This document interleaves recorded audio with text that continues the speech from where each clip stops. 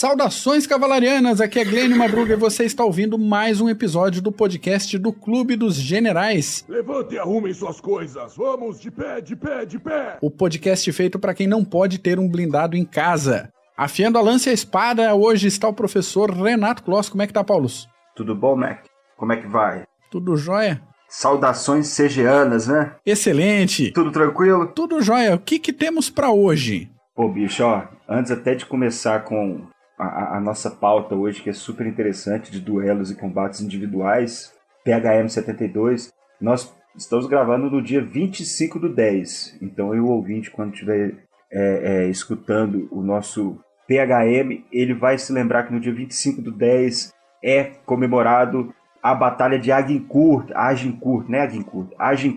de 1415, quando Henrique V destruiu o exército francês e deu uma lambada nos cavaleiros medievais franceses, ganhando a terceira batalha terrestre na Guerra dos 100 Anos contra os franceses. E tem também a desastrada carga da Brigada Ligeira em Balaclava, que nós já falamos no PHM 56, Sim. que é a carga da Brigada Ligeira.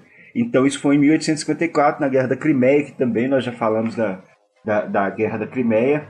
Então, hoje o dia é bagunçado, teve muita coisa aí. Tem muito mais coisa que aconteceu hoje aí. Esse era só para filtrar dois para trazer para o ouvinte. Excelente, excelente. Batalha de Agincourt, que segundo relatos da época, desceu anjo, desceu santo, desceu tudo que é entidade divina junto para ajudar os ingleses, hein? Por outro lado, a batalha que inspirou uma tal de Joana d'Arc, uns anos depois, a fazer um rebuliço. Então, importância fundamental aí na história da era moderna. Os arqueiros ingleses ganharam o dia. Com certeza, com certeza. Vamos pra pauta, então? Vamos, manda bala. Vamos nós. Aqui no Clube dos Generais, como você já está acostumado a ouvir a gente falar de guerras, de batalhas, de equipamentos, de táticas, de tecnologias, mas dificilmente a gente parte por um caminho mais pessoal, mais individual. Já teve alguns, mas é bem raro aqui na nossa pauta. Hoje, então, a gente traz casos de combates individuais, de duelo, de fulano contra beltrano, eu contra tu, coisas que aconteceram aí para evitar mortes desnecessárias. Nesse caso, um grande guerreiro de cada lado combatente era escolhido, havia essa luta e o lado do combatente vencedor era considerado vencedor da batalha toda. Outra situação bem mais comum para combates individuais era isso acontecer no meio de uma grande batalha, de um grande zaralho, considerando aquele combate pessoal mesmo entre guerreiros de fama na época, príncipes, reis, por aí vai. Alguns deles queriam fama e glória, outros aproveitavam oportunidades criadas em campo, outros não tinham muita escolha mesmo, né? O negócio chegava, batia na porta e eles tinham que resolver. Então a gente fez uma organização, uma seleção de alguns casos de duelos e de batalhas individuais, mais ou menos por ordem cronológica e da antiguidade até tempos mais recentes, para você, nosso ouvinte, nosso amigo, acompanhar aqui. Só falar que o ouvinte vai entender agora o que uma rixa pessoal pode levar, né? Com certeza. Até onde uma rixa pessoal, principalmente nessas rixas antigas, do mundo antigo, até onde isso levava. Vai ver que muitas vezes levava até guerra. Sem dúvida nenhuma. Nosso primeiro caso de hoje é Aulus Cornelius Cossus e Lars Tolumnius. O Cossus foi um dos únicos 3 generais romanos agraciados com a spolia opima, que era a maior honraria militar possível em Roma, e acontecia quando um general tirava a armadura, a blindagem, a couraça e os apetrechos de um comandante inimigo depois de matar esse comandante inimigo pessoalmente. A cerimônia da spolia opima acontecia como um ritual da religião do Estado de Roma. E entre os detalhes, o general prendia essa armadura do comandante vencido em um pedaço de tronco de árvore, de madeira, carregava esse tronco em procissão e dedicava essa armadura a Júpiter, no templo de Júpiter Ferétrios, que foi o primeiro templo construído em Roma. Vê a importância do negócio. Voltando ao nosso combate, ele ocorreu no ano 426 a.C., Cossus golpeou o rei etrusco Lars Tolumnius e o derrubou do cavalo, no meio do pega. O Lars estava atordoado com a pancada e com o tombo do cavalo e foi perfurado, furado, espetado e devidamente decapitado pelo Cossus. Não contente com a vitória pessoal, o Cossus enfiou uma lança no crânio do Lars Tolumnius e desfilou na frente das tropas inimigas, que evidentemente fugiram apavoradas com a situação. Depois da celebração da vitória e da cerimônia da espólea ópima, as peças da couraça permaneceram no templo de Júpiter e puderam ser apreciadas pelo menos até o governo do imperador Augusto, na virada do milênio. Lembrando que a batalha ocorreu no ano 426 a.C. e pelo menos uns 400 e poucos anos depois ela continuava no templo para celebrar essa vitória. Coisa importante, não é para qualquer um. Esse aí, só dele ganhar o espólea ópima, porra. Pesado, né? O cara não é pouca bosta, não. O cara é foda. É isso aí. Outro caso, Marcus Marcellus e Viridomarus. O Marcus Marcellus foi um cônsul e general romano, ficou conhecido por táticas agressivas no campo de batalha, foi veterano das guerras púnicas e foi uma das mentes pensantes durante o processo de tomada da cidade fortificada de Siracusa. Mas o que faz a gente citar o Marcus Marcellus aqui hoje é o confronto que ele teve com o rei gaulês Viridomarus na Batalha de Clastidium, no ano de 222 AC. De acordo com o nosso querido Plutarco, um acabou reconhecendo o outro em campo de batalha justamente por conta dos adereços e armaduras e brilho e cerimônia, e imediatamente pilotaram as suas montarias beiçudas para o impacto. O Marcellus acertou o gaulês com a lança, arrancou o rei gaulês de cima do seu cavalo e terminou rápido o combate com umas espetadas extras. Os gauleses não se amedrontaram com a situação e partiram para cima dos romanos, o que acabou sendo uma tragédia para os gauleses, que levaram uma surra enorme, tremenda. O Marcus Marcellus retirou pessoalmente a armadura do Viridomarus e também foi agraciado com a cerimônia da espólea ópima.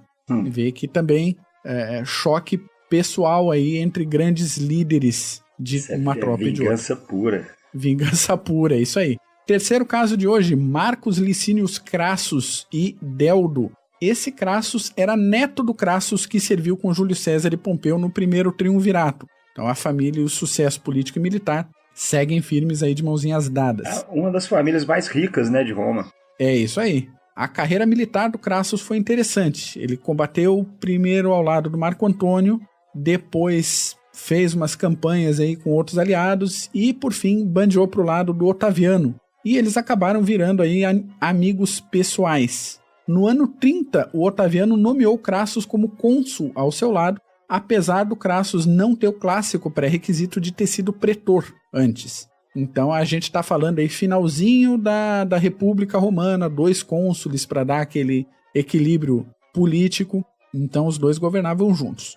No campo de batalha teve campanhas vitoriosas na Macedônia e na Trácia, entre os anos 29 e 27 AC, lugar que estava acontecendo aí uma invasão dos Bastarni, que era uma tribo de uma mistura danada de citas, dácios germânicos e mais algum pessoal perdido lá. Essa invasão podia desestabilizar a fronteira, preocupou todo mundo, e em combate direto o Crassus manobrou em campo, atraiu os Bastarni por uma emboscada e matou pessoalmente o rei Deldo. Aí, feliz da vida, o Crassus tirou a couraça do Deldo, levou para Roma, já que esse feito era o suficiente, era o pré-requisito para ele ser agraciado com a espólea ópima, certo?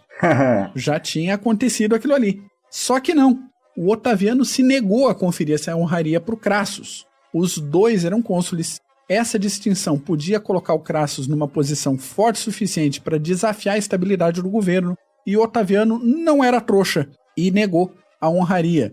Mais um ponto que prova que Otaviano não era trouxa. Otaviano se tornou o primeiro imperador de Roma, não muito tempo depois. Olha aí. Não vamos perder o controle da situação, né? Isso.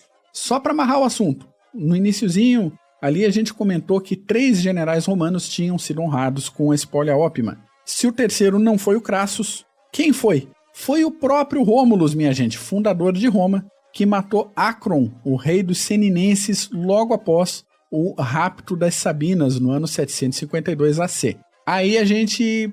mas não é meio mítico isso? Mas é o que está registrado. E a gente acredita, porque se eles acreditaram e deixaram registrado, quem é a gente para dizer que não foi assim, não é mesmo? Senão o resto tudo não vai fazer sentido, né? É isso aí. Então, apresentados aí os 3 casos da espólea ópima. Vamos dar uma andadinha para frente. Já na era medieval, príncipe Mstislav e príncipe Rededia. O Mstislav, que nome desgraçado, era um príncipe russo do século XI, filho de um tal de Vladimir o Grande. Entre um combate e outro com a tribo dos circassianos, a situação não desempatava nem para um lado nem para o outro, coisa que a gente vai ver com várias guerras que a Rússia se meteu ao longo dos séculos. Não resolve nem para lá e nem para cá. Aí veio a brilhante ideia do Rededia de um combate individual sem armas que resolvesse a guerra sem que mais mortes fossem necessárias. Estava morrendo gente demais dos dois lados. O perdedor nesse combate, nesse wrestling, nessa luta no muque, no braço, aceitaria a derrota na guerra. Ok, foram os dois trocar tapa. O combate durou várias horas, mas quando Mstislav estava a ponto de desistir, as forças dele já estavam indo pro ralo.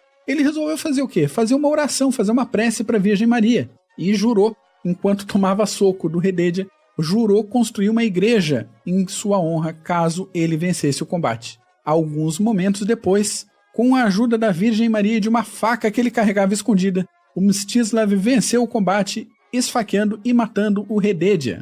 Apesar da clara violação das regras, o povo do Rededia aceitou a derrota e o Mstislav pelo menos construiu uma igreja dedicada à Virgem Maria. E é isso aí. Cumpriu. Uma faca, uma prece e se resolve a briga entre o russo e o Rededia. Século XI, né, gente? Próximo caso, um dos casos mais curiosos, agora falando de século XII, Iron Hermann e Guy de Steenvoorde. No dia 2 de março de 1127, o Conde de Flandres foi assassinado. Estudando ali a situação, descobriram um pacto para assassinar e entre os diversos conspiradores estava o nome do cavaleiro Guy de Steenvoorde, que jurou inocência frente às acusações. Como em 1127 as fake news e as delações falsas já eram um problema sério na sociedade, né? Um outro cavaleiro, conhecido popularmente como Iron Hermann, desafiou Steenvoorde por um duelo. Momento para reflexão. O sujeito já era conhecido como Iron Hermann. Não tem como dar certo um duelo com Iron Hermann, né? É fria. É fria, é cilada. Os dois começaram o duelo montados, mas Hermann foi derrubado do cavalo rapidamente. Já no chão, levantou, sacudiu a poeira. Hermann matou o cavalo de Guy e emparelhou a briga. A coisa seguiu com golpes pesados de espada de um lado do outro, faísca, grito, xingando a mãe, até que a exaustão do combate pesou sobre os dois duelistas e eles largaram, jogaram escudo, jogaram espada, tiraram a armadura para pegar um ventinho na subaca e continuar a briga, e continuaram a disputa no braço, no soco, no tapa, e o Guy retomou a vantagem e derrubou o Hermann. Mas num último esforço, naquela verve, naquela gana de resolver, naquele insulto, porque o Guy já tinha derrubado ele do cavalo, agora tinha metido a mão na cara e já tinha botado o Iron Hermann no chão. O Hermann viu a possibilidade de sucesso. Deitado, ali, no esforço, ele enfiou a mão por baixo da cota de malha do Guy, agarrou as partes íntimas, as pelotas, e com toda a força e com o peso do braço que ele tinha, a força que decidiria uma vida, ele arrancou fora as partes íntimas do Guy de Steenvoorde. Que pariu. Não tem outra expressão. O Guy despencou berrando desesperado, sangrando bastante, enquanto Hermann levantava o seu troféu pro ar e comemorava sua vitória. A derrota do Guy levou todo mundo a acreditar que ele tinha de fato envolvimento no plano de assassinato do Conde de Flandres. E apesar do cara já estar berrando terrivelmente e de já estar morrendo pela hemorragia na região, ele foi devidamente enforcado e exibido ao público. Esse é um dos melhores combates individuais que eu já tive acesso. Esse aí pegou pesado mesmo, hein? Com certeza. Mais ou menos para a mesma época, do outro lado do mundo, Kumagai Naozani e Taira no Atsumori, duelinho bom no Japão, cara. O Taira no Atsumori era um guerreiro do clã Taira, como o próprio sobrenome dele acusa, que estava em guerra na época com o clã Minamoto. O Kumagai Naozani, como era de se esperar, combatia pelos Minamoto, né? Situando aí a condição. Esse era o contexto da Guerra Genpei, uma guerra que se estendeu do ano 1180 a 1185 e acabou marcando a derrocada, a queda dos Taira e a ascensão dos Minamoto ao poder.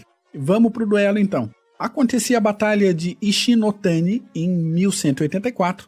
Esses dois guerreiros travaram um combate direto. Durante uma das retiradas, o Taira nadava para perto de um barco das suas tropas, barco este que levaria o Taira para a segurança da retaguarda, ou seja, os Taira já tinham tomado uma lambada. Mas o Kumagai viu a cena e desafiou o nosso Taira Atsumori a voltar e a lutar feito gente, feito homem. O Atsumori ficou ofendidinho, aceitou o desafio, voltou nadando e os dois se engalfinharam na unha, na praia mesmo. E o duelo terminou com o Kumagai arrancando o capacete do Taira e finalmente descobrindo que o Taira era apenas um jovem de 17 aninhos. Ô, louco. Pepino, né? O Kumagai era guerreiro, mas ele tinha um coração carinhoso, ele era fofinho.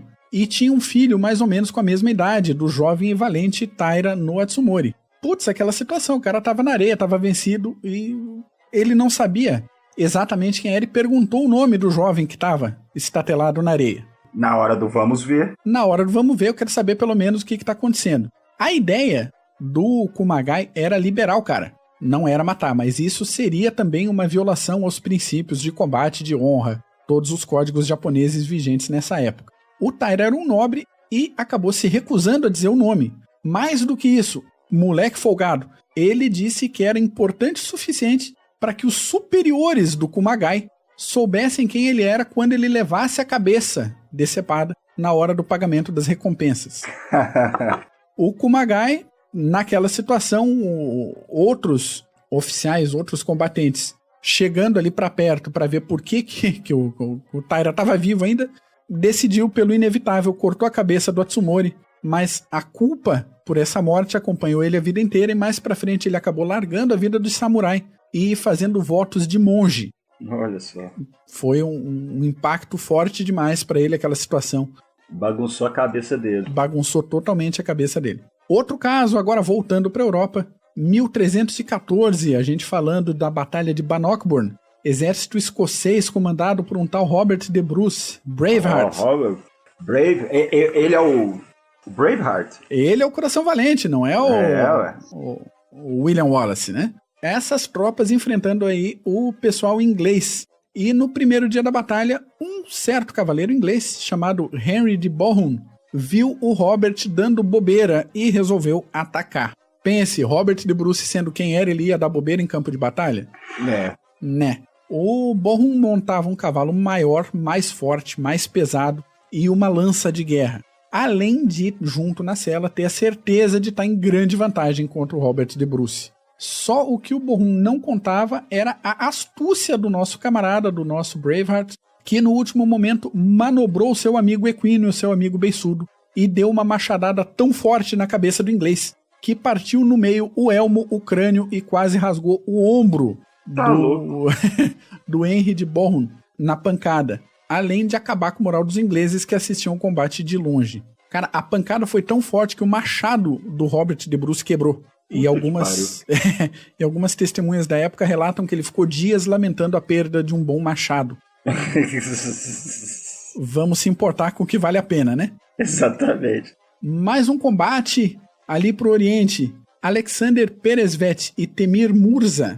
A situação desse combate se instalou no dia 8 de setembro do ano de 1380, na abertura da Batalha de Kulikovo.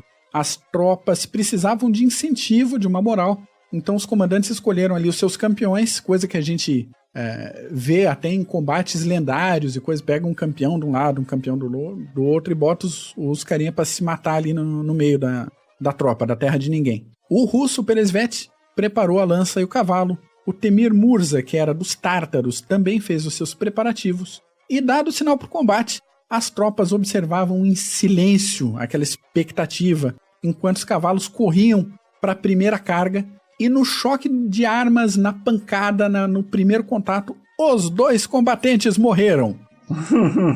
Foi os dois pro saco. Só que precisava ter um vencedor. Então, o russo Peresvet foi declarado vencedor, porque, apesar de morto, ele não caiu do cavalo. E o Temir Murza se estabacou no chão. A batalha aconteceu depois disso normalmente, e os russos levaram a melhor de novo, dando uma tunda nas tropas do pobre, do Temir, do falecido Temir.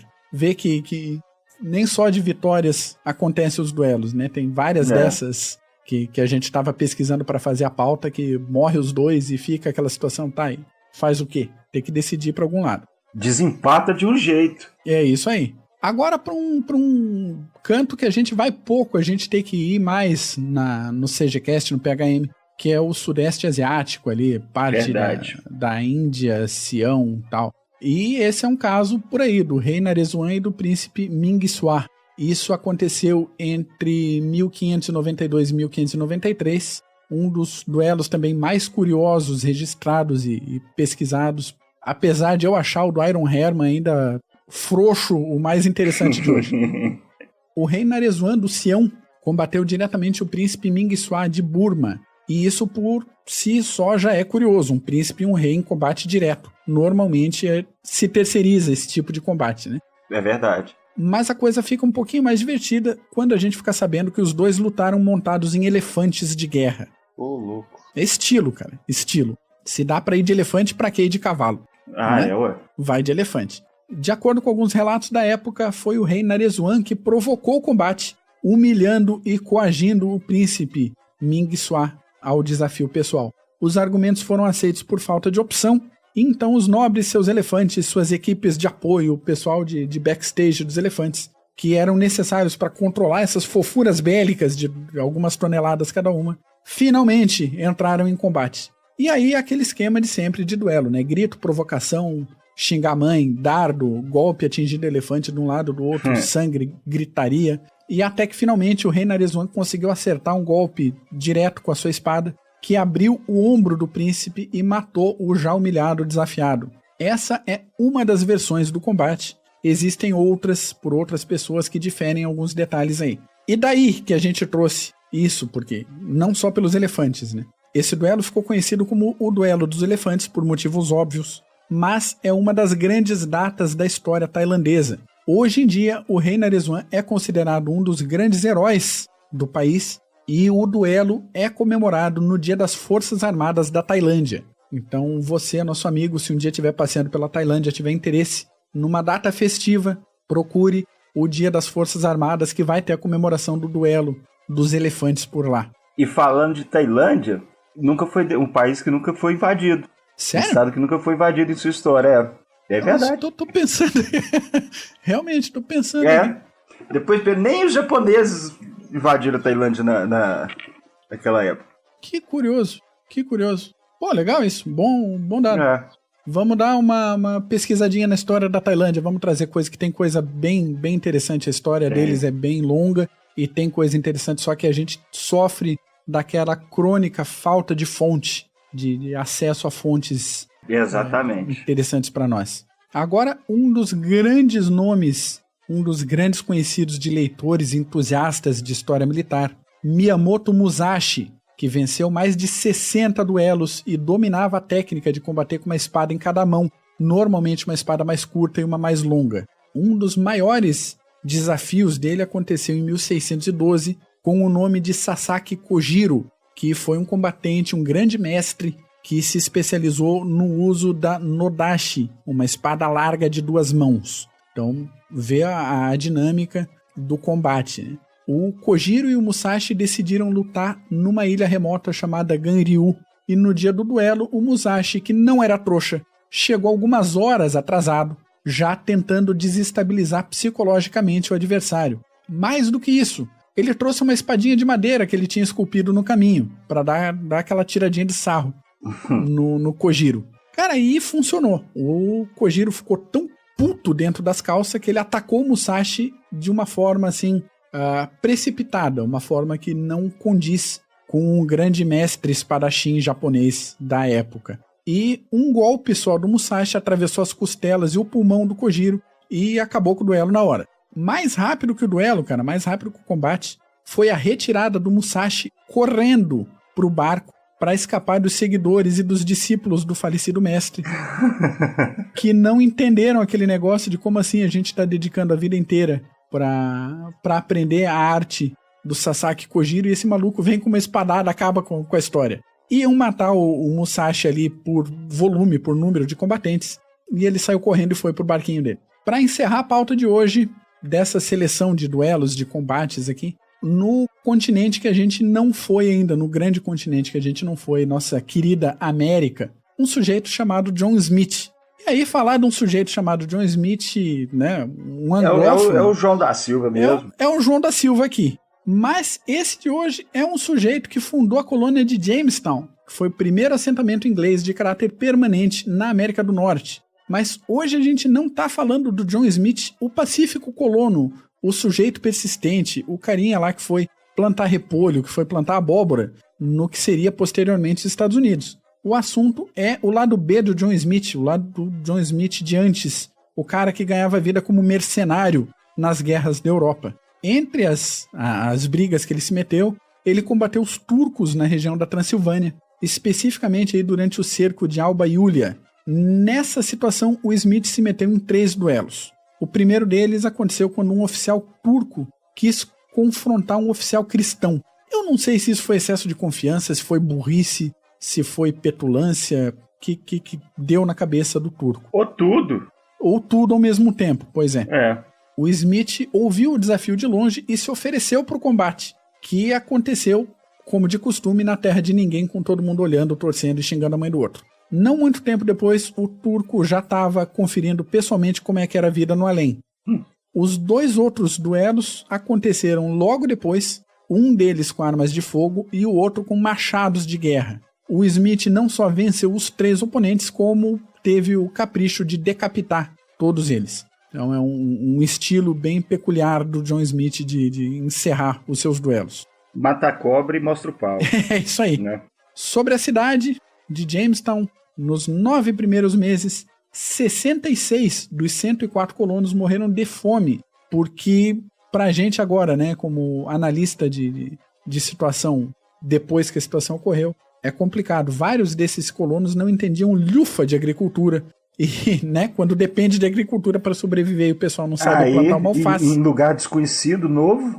Complica. O assentamento só deu certo porque toda hora chegavam novos colonos para repor a população. E para quem acompanha histórias, desenhos, animações, para quem pesquisa história colonial americana, Jamestown também foi o lugar onde houve o casamento da Pocahontas com outro colono americano lá, que eu esqueci o nome dele.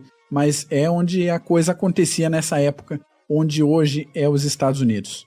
Onde nasceu, né? Onde nasceu os Estados Unidos, é isso aí. Paulo, meu caro, considerações? Hoje nós vimos como nós citamos no começo, o que a rixa pode levar aos duelos, a honra desses tempos antigos levava as pessoas. Às vezes, como nós mesmos citamos, Mac, que às vezes pode ser tudo, pode ser petulância, pode ser burrice, pode ser coragem e excesso, só que na hora do vamos ver, sempre vai ter esses duelos.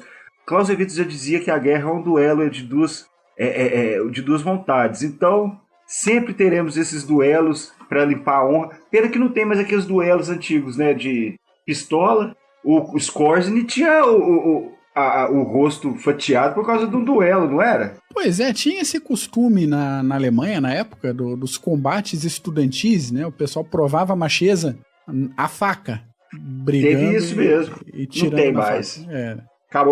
Acabou-se. Quem viveu, quem não viveu, não vê mais. Quem viu. Quem não viu... Já era. Boa. É isso por hoje, então, gente. Acompanhe as atividades do Clube dos Generais nas redes sociais. Se você gostou desse episódio, compartilhe com uma pessoa que pode gostar também. Se você tem outros duelos, outros combates individuais que merecem ser citados dentro da nossa querida história militar, manda uma mensagem pra gente, mande um e-mail, contato@clubedosgenerais.org. Paulo, meu caro, muito obrigado por hoje. Valeu, meu querido Mac. Um abraço pro ouvinte também. Isso aí, até semana que vem. Falou!